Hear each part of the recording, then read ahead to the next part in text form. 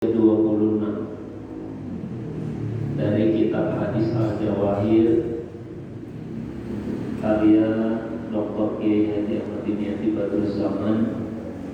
Kita bacakan surah Al-Fatihah, mudah-mudahan beliau senantiasa disehatkan oleh Allah Subhanahu wa Ta'ala dan ilmunya bermanfaat bagi kita semua.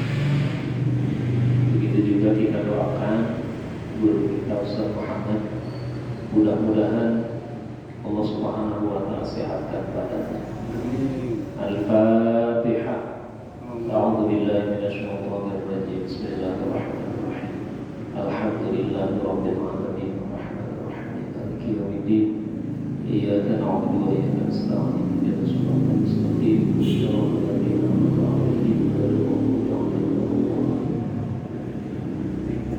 Bismillahirrahmanirrahim. Al-haditsus sadisu wal 'ishruna, hadis yang ke-26. An Ibnu Mas'udin radhiyallahu anhu, dari Abdullah bin Mas'ud.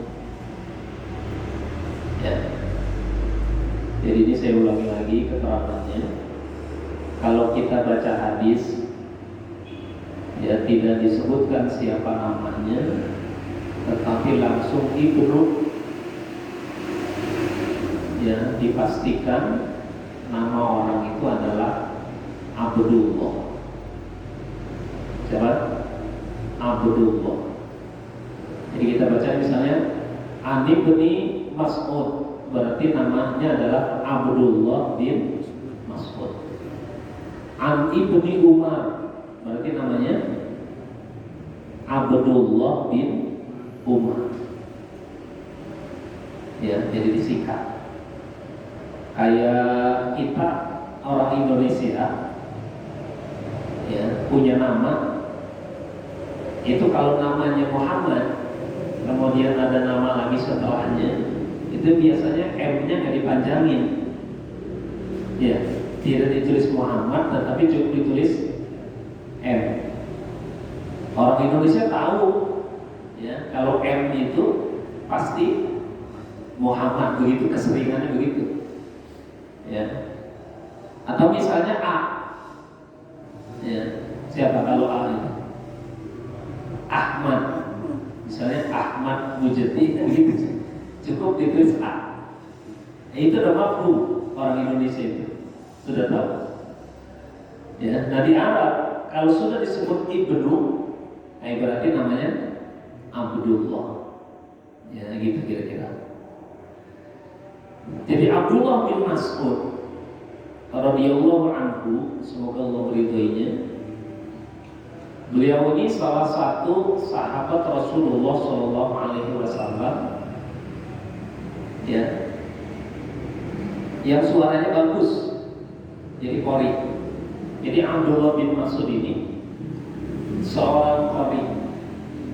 Ya, suaranya bagus, ya, hafalan Qur'annya juga bagus. Ya.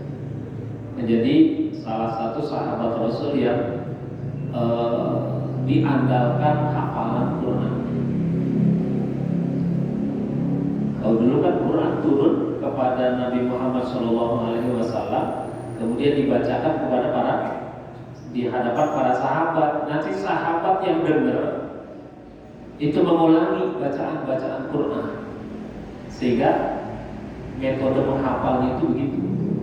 Kan belum ada tulisan, belum ada Quran seperti yang sekarang kita baca, itu belum ada. Ya. Mushaf itu belum ada. Ya. Karena itu terjadi mushaf itu setelah zaman baginda Rasulullah SAW.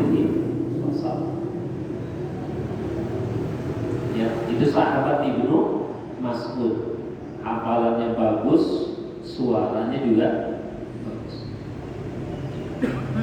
Qala, dia berkata, qala li an-nabiy sallallahu alaihi wasallam, qala, telah berkata kepadaku an-nabiy sallallahu alaihi wasallam, Nabi Muhammad sallallahu alaihi wasallam. Jadi kata Abdullah bin Mas'ud, Suatu saat Rasulullah ngomong ke saya atau bilang ke saya, apa kata Rasul? Iqra' alayya al-Qur'an. Bacakan alayya al-Qur'an, kepada saya Al-Qur'an. Jadi Rasul minta dibacain Qur'an. Qultu, aku katakan, ya Rasulullah, wahai Rasulullah, aqra'u alaika wa alaika unsila. Kata Ibnu Mas'ud, ya Rasul, saya bacain di hadapanmu, padahal Quran itu turun kepada. Jadi Abdullah bin Mas'ud menyatakan perasaannya, apa benar ya Rasul, kan Quran turun kepadamu, masa saya yang bacain Quran di hadapan. Kalau Rasulullah bersabda, inni uhibbu an asma'ahu min ghairi. Kata Rasul, saya senang mendengarkan bacaan Quran dari selain saya. Ini menjadi sunnah, menjadi sunnah mendengarkan orang membaca Quran. Jadi ada pahalanya. Kenapa? Karena Rasul begitu. Sunnah Rasul itu, ya, salah satu sunnahnya mendengarkan bacaan Quran dari orang lain. Ya. Maka ketika ada yang baca Quran, ya kalau di kita nih, misalnya ada acara apa besoknya? Peringatan Isra Mi'raj, ya. Peringatan Isra Mi'raj, Maulid Nabi, Nuzulul Quran dan lain sebagainya.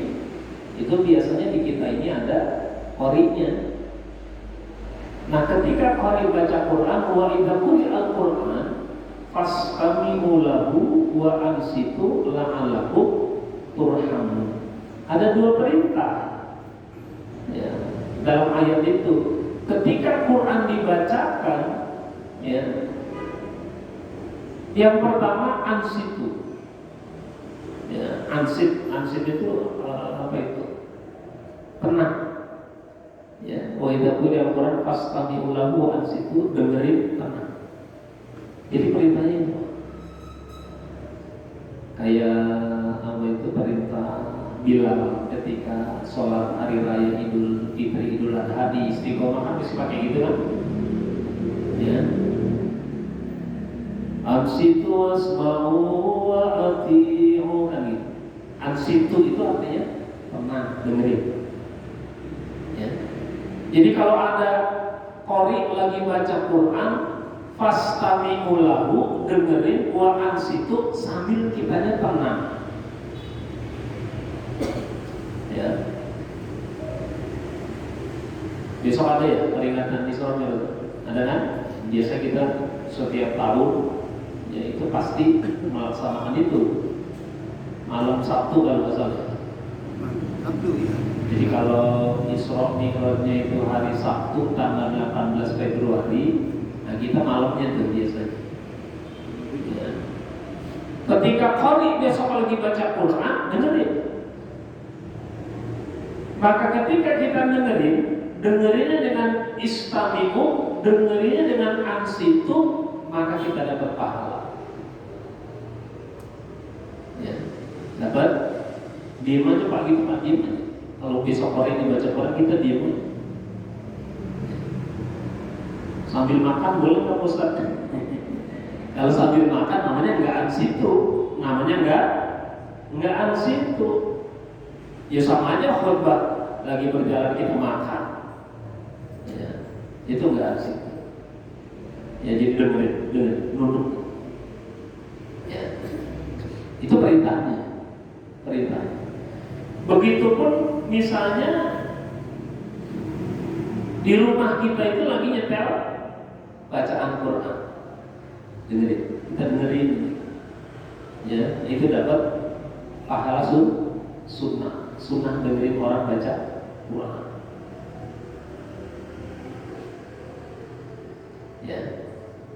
Jadi jangan ngobrol besok waktu Isra Mi'raj, misalnya Qori lagi baca Quran, jangan ngobrol. Ya, dengerin, khusyuk. Ya, karena perintahnya itu begitu. Nah, Nabi senang mendengarkan bacaan Quran dari orang lain.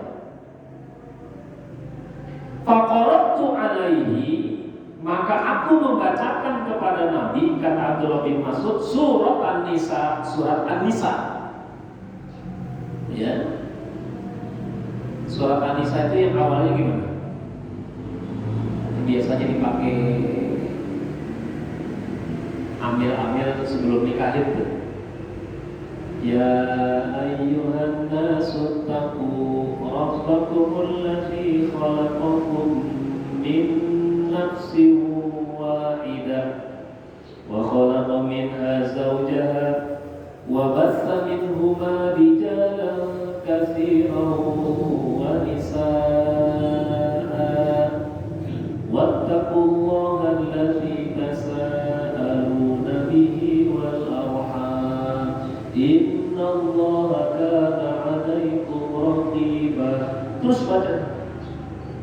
Ya, Abdullah bin Mas'ud membacanya di hadapan Rasulullah SAW surat An-Nisa.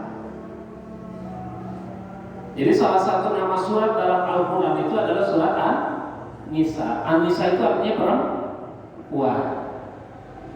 Kenapa disebut surat An-Nisa?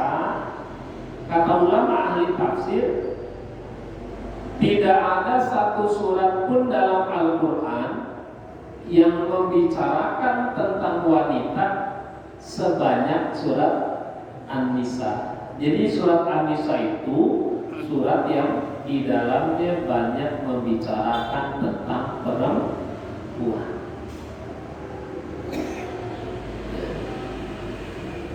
Di zaman jahiliyah, Pak, sebelum Islam turun di negeri Arab, itu tidak ada yang memuliakan perempuan.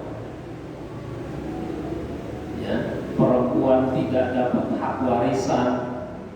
Perempuan ketika sedang haid tidurnya harus di dapur, nggak boleh bareng-bareng sama suaminya karena lagi kotor. Ya, perempuan sering dijadikan taruhan judi. Ya, sebelum Islam datang ke Arab, begitu Islam datang ke Arab, itu derajat perempuan diangkat. Satu, perempuan dapat warisan. Ya, ayatnya lidzakari mislu hadzil unsayyain. Bagi laki-laki itu mendapatkan jatah 2 kali lipat daripada perempuan. Jadi perempuan dapat warisan. Laki-laki dapatnya 2, perempuan dapatnya 1. Ya. Kemarin ada yang nanya ke saya, Pak Ustaz, ini gimana? Abang saya yang paling tua itu pengennya dibagi rata aja nih. Warisan pengennya dibagi rata. Jadi nggak usah pakai hukum waris, nggak usah pakai hukum warisan. Kalau pakai hukum warisan, laki-laki dapat 2, perempuan dapat 1. Nah, ini hadis kita yang kemarin, hadis yang ke-25, itu kan membicarakan tentang ilmu yang pertama kali dicabut itu kan ilmu warisan. Ya modelnya begitu. Jadi nggak dipakai lagi tentang hukum waris. Nah sekarang katanya ada yang menggalakkan persamaan gender, emansipasi wanita. Akhirnya bilang begini, kalau laki-laki dapat 2, kenapa perempuan juga nggak dapat 2? Jadi pengennya sama, pengennya disamain tuh. Kalau laki-laki dapat 2, kenapa perempuan juga nggak dapat 2? Padahal ayat Qurannya mengatakan lidzakari mislu hadzil unsayani. Itu nggak bisa diubah. Laki-laki dapatnya 2, perempuan dapatnya 1. Ya, itu satu ya. Jadi begitu Islam datang, perempuan mendapatkan hak warisan. Dulu kan? Ya. Yang kedua,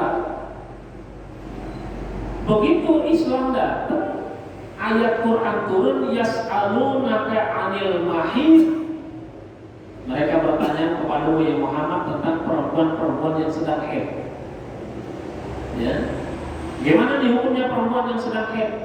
Yang dilarang itu hubungan suami istrinya. Ya. Hubungan suami istrinya yang dilarang.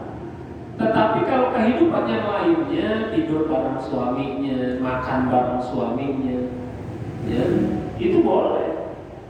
Bahkan suami boleh mencium istri yang sedang haid, boleh memeluk istri yang sedang haid. Sebelum Islam datang, itu nggak seperti itu perlakuan terhadap perempuan. Jadi pokoknya lagi kotor, tidurnya di dapur, makannya di dapur, nggak boleh bareng-bareng sama suami. Islam datang, diatur lagi itu bahwa yang tidak boleh itu hanya hubungan suami istri. Ya. Jadi betapa Islam sangat memuliakan derajat perempuan, sehingga salah satu nama surat dalam Al-Quran itu adalah surat An-Nisa, yang artinya perempuan. Ya. Jadi Ibnu Mas'ud baca tuh surat An-Nisa, dibaca dari ayat pertama sampai ayat 40. Baca, kebetulan panjang-panjang itu ayat. Ya, kata ulama ahli tafsir, surat An-Nisa itu termasuk surat Madaniyah. Ya, surat Madaniyah, surat yang diturunkan di Madinah karena diturunkan setelah Rasulullah hijrah. Dan ketika surat An-Nisa itu diturunkan, Rasulullah sudah menikah dengan Siti Aisyah. Jadi begitu hijrah ke Madinah, Rasulullah sudah menikah dengan Sayyidah Aisyah. Turun itu surat An-Nisa mengatur kehidupan perempuan. Jadi baca. Hatta jitu ila hadhil ayat. Kata Ibnu Mas'ud, sampai saya membaca sampai ayat ini nih. Ya, ayat berapa nih? Fa kaifa idza ji'na min kulli ummatin bi syahidin wa ji'na bika 'ala haula'i syahida. Bacanya sampai situ. Surat An-Nisa ayat 41. Qala hasbukal an. Rasulullah bilang sama Ibnu Mas'ud, cukup, hasbukal. Ya, sudah cukup. Faltafatu ilaihi, kemudian aku menoleh kepada Rasulullah, fa'idha ainahu tazrifani, ternyata kedua matanya itu mengalir air mata. Jadi Rasul menangis manakala mendengar surat An-Nisa ayat 41. Kenapa menangis? Kita lihat ayatnya. Fakaifa idza ji'na min kulli ummatin, maka bagaimana ketika kami datangkan setiap umat bisyahidin, dengan satu orang saksi. Jadi setiap umat nanti ada satu orang saksi. Rasul-rasulnya menjadi saksi. Apakah umat yang diutus kepada mereka itu menjadi umat yang beriman kepada Allah atau tidak? Wajibna bika ala haula'i syahidan, dan kami datangkan kepadamu ya Muhammad atas semua orang. Mereka itu syahidan, menjadi saksi. Rasul sedih dengan ayat ini. Kenapa Rasul sedih dengan ayat ini? Ya, karena Rasul merasa betapa beratnya menjadi saksi nanti di hari kiamat. Yang Rasul menjadi saksi itu bukan hanya sahabat-sahabat yang hidup sejaman dengannya, tapi kita nih.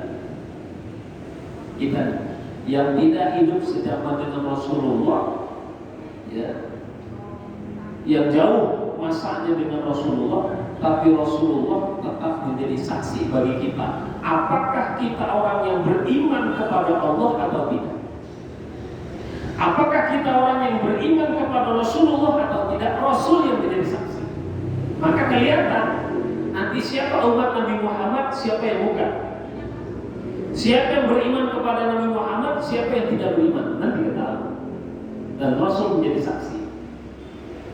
Jadi syahidah menjadi saksi. Berat.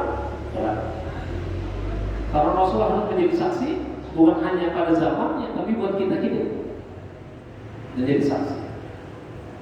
Ya. Pengajian Al-Jawahir ini mudah-mudahan menjadi saksi di hadapan Rasulullah SAW bahwa dulu kita belajar hadis-hadis Rasulullah SAW, ya.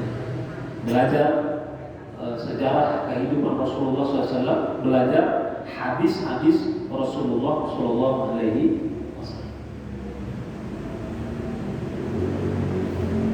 Ya, jadi Rasul sendiri. Makanya dalam hadis ini, ya, yang diriwayatkan oleh Rahul Bukhari wa Muslim, hadis riwayat Bukhari dan Muslim. Dari hadis ini bisa kita ambil pelajaran yang pertama, sering-seringlah kita ini mendengarkan bacaan Quran. Ya, kitanya baca Pak, kitanya baca Quran ini, kitanya baca. Ya, tapi sesekali bolehlah dengerin bacaan Quran dari orang lain. Bacain Quran saya dong gitu. Ya. Bacain apa? Bacain Yasin. Yasinin saya dong. Itu beda ya maknanya. Tapi kalau mau bacain Quran itu saya pengen denger. Ya. Misalnya gini Pak, kita yang sholat jamaah di masjid, ya, itu kan dengerin imam baca Quran kan? Kita lihat misalnya di masjid ini sering dibacanya surat apa? Ya, nanti kita cari itu, kita cari ayatnya, kita cari terjemahannya, kita baca tafsirannya. Supaya apa? Begitu imam baca surat, ya, di dalam sholat, kita bisa memahami apa yang dibaca oleh imam. Makanya kalau kita haji atau kita umroh, ya, itu kan kadang-kadang kita dengar ada imam yang baca Quran itu sampai nangis-nangis. Kenapa sedih? Mengerti betul apa yang dia baca. Di sini ada nggak yang baca Quran sampai nangis-nangis? Belum ya? Belum, nanti kita tingkatkan itu Pak. Apa yang dibaca oleh imam biasanya di masjid ini, itu kita baca misalnya surat At-Takasur, Al-Haqqumut Takasur. Kita cari ayat Qur'annya, kita baca terjemahannya, kita baca tafsirannya, supaya ketika imam baca surat itu kita paham. Ya, makanya suka ada doa-doa itu ketika selesai baca surat. Itu kan ada doa itu misalnya Al-Qari'ah, Mal-Qari'ah, wa ma adraka mal-Qari'ah, yawma yakunun nasu kal-farashil mabsus, wa takunul jibalu kal-'idil manfush, fa amma man thaqulat mawazinuhu fa huwa fi 'ishatin radiyah, wa amma man khaffat mawazinuhu fa ummuhu hawiyah, wa ma adraka ma hiya narun hamiyah. Habis imam baca itu, kita doanya apa? Doanya apa? Nas'alullahal afiyah. Ya, nas'alullahal afiyah. Maka biasanya imam tuh gak langsung ruku, tapi baca doa nas'alullahal afiyah. Apa artinya? ayat terakhir tadi itu kan narun hamiyah, neraka yang bergejolak, berkobar-kobar. Maka kita doanya nas'alullah al-afiyah, kami minta kepada ya Allah al-afiyah, maaf, supaya kita gak masuk narun hamiyah. Itu doanya. Atau misalnya surat At-Tin, alaihissallahu bi'ahkamil hakimin. Doanya betul. Bala wa ana ala dzalika minasy syahidin. Inna ilaina iyabahum summa inna alaina hisabahum. Doanya apa? Rabbi hasibni hisaban yasira. Ya Allah, hisablah saya ini dengan hisab yang ringan. Karena ayat terakhir itu inna ilaina iyabahum summa inna alaina hisabahum. Kita akan dihisab nanti, itu dihitung amal-amal kita itu. Maka untuk menghindari hisab yang sulit, menghindari hisab yang rumit, karena seluruh manusia dari tahun 1 itu sampai nanti hari kiamat itu dikumpulin jadi satu. Begitu dikumpulin jadi satu, dihisab satu-satu. Kita ngantri itu hisabnya dulu. Ya, karena perjalanan hidup kita dari sejak kita balik sampai mau meninggal, dunia itu dihitung sampai sakaratul maut itu bagaimana? Maka menghadapi hal yang berat itu kita doa kepada Allah. Doa apa? Rabbi hasibni hisaban yasira. Ya Allah, hisablah saya ini dengan hisab yang ringan. Suhufi Ibrahim wa Musa. Jawabannya apa? Alaihima salam. Alaihima salam. Ibrahim, Musa, alaihima salam. Ya. Nah itu Pak, salah satu daripada kita bisa memahami ayat-ayat Quran yang dibaca oleh orang lain, itu akan membekas dalam hati kita. Apalagi baca Qurannya sampai mendayu-dayu. Ya. Besok korinya siapa itu? Katanya kori profesional. Itu pasti suaranya mendayu-dayu, itu pasti suaranya membuat kita enak dengerin. Ya. Misalnya baca yang dibaca itu kan misalnya surat Al-Isra ayat pertama. Subhanalladzi asra bi 'abdihi lailan minal masjidil haram ilal masjidil aqsa. Kita lihat itu terjemahannya. Kalau kita punya HP, ya HP-nya ada kuotanya, itu tinggal ketik ayatnya, ada tafsirannya, ada terjemahannya di situ. Ya. Jadi itu salah satu upaya kita meningkatkan kecintaan kita terhadap Al-Quran. Ya. Sehingga apa yang dibaca oleh imam, ya, apa yang kita dengarkan ketika qari membaca Quran, itu kita paham apa maknanya. Sehingga tersentuh, hati kita itu tersentuh. Ya. Nah, hadirin rahmati Allah Subhanahu wa taala, hadis yang ke-26 ini ya, memberi pelajaran kepada kita bahwa yang pertama, ketika ada yang baca Quran, dengerin. Ya. Fastami'u lahu wa ansitu. Dengarkan dengan tenang. Supaya mendapatkan apa? La'allakum turhamun, supaya kalian itu mendapatkan rahmat Allah. Ya, mendapatkan rahmat. Rahmat itu artinya apa? Kasih sayang Allah. Kasih sayang Allah itu apa? Bisa jadi kita mendapatkan syafaat dari Quran. Syafaat di dalam kubur, syafaat di akhirat. Oleh karena kita mencintai Quran. Itu satu. Yang kedua, mulailah kita meningkatkan pengetahuan kita tentang Quran. Ya, seperti yang tadi saya bilang, biasanya di masjid ini imam baca surat apa? Ya, mulai itu kita ambil Quran, kita lihat terjemahannya, kita lihat tafsirannya, supaya kita bisa menghayati apa yang dibaca oleh imam.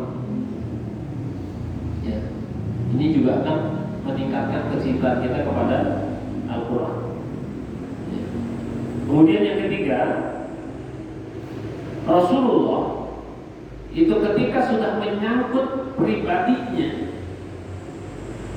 itu pasti akan gampang menangis, terenyuh. Contohnya ayat yang tadi, surat An-Nisa ayat 41, itu menyangkut tentang diri pribadi Rasulullah SAW, bahwa nanti beliau akan menjadi saksi bagi seluruh umat manusia. Ya. Kan hadisnya masyhur itu. Kita minta syafaat kepada Nabi Adam nggak bisa, kepada Nabi Nuh nggak bisa, kepada Nabi Ibrahim nggak bisa. Kita disuruh kepada Nabi Muhammad Shallallahu Alaihi Wasallam. Nah, supaya kita mendapatkan syafaat, maka banyaklah baca sholawat, banyak mempelajari hadis-hadis Rasulullah Shallallahu Alaihi Wasallam.